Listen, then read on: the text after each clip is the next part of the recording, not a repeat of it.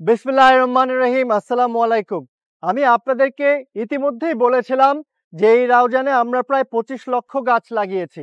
গত বছর কিন্তু জুলাই মাসে প্রায় 5 লক্ষ গাছ এবং করোনার আগে 1 ঘন্টায় 4,87,000 গাছ আমরা লাগিয়েছি। ধাপে ধাপে এই 25 লাখ গাছ লাগানোর অংশ হিসেবে আমার ডান পাশে এগুলো সব খেজুর গাছ। এইখানে প্রায় আমরা রাস্তার মাঝখানে এই পর্যন্ত 1000-এর অধিক গাছ আমরা খেজুর গাছ রাসূল সাল্লাল্লাহু আলাইহি ওয়াসাল্লামের সুন্নত, এটা আপনারা সকলেই জানেন, আমরা লাগিয়ে ফেলেছি এবং সামনে আমরা আরো লাগাবো। তো এটা জাস্ট সৌন্দর্যের জন্য আপনাদেরকে দেখানো। আপনারা কিন্তু অনেকে আমাকে পরামর্শ দিয়েছেন যে রাস্তার মাঝখানে নিম গাছ লাগাতে। তা আপাতত আমরা খেজুর গাছ লাগিয়েছি। ইনশাআল্লাহ সামনের দিনে আপনাদের পরামর্শ অনুযায়ী নিম গাছও আমরা অবশ্যই লাগাবো। তো আজকে আপনাদের মাঝে এটা শুধুমাত্র তুলে ধরলাম আপনাদেরকে দেখানোর জন্য। ইনশাআল্লাহ এবার সামনে যখন আমের সিজন আসবে, আমের আঠি কেউ ফেলবেন না। সেই আঠি লাগালে আম আস্তে আস্তে 5-7 বছর লাগে, সেই কথা চিন্তা করেন না।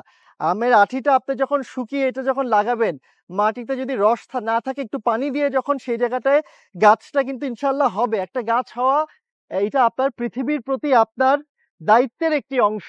ইনশাআল্লাহ তরুণরা আপনারা কেউ এবার কাউকে আমের আঠি ফেলতে দেবেন না।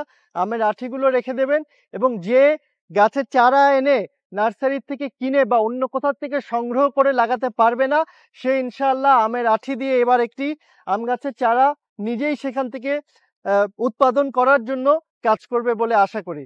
আজকের জন্য এতটুকুই থাক। এই খেজুর গাছগুলো আপনাদেরকে দেখানোর জন্য এই ভিডিওটা করা।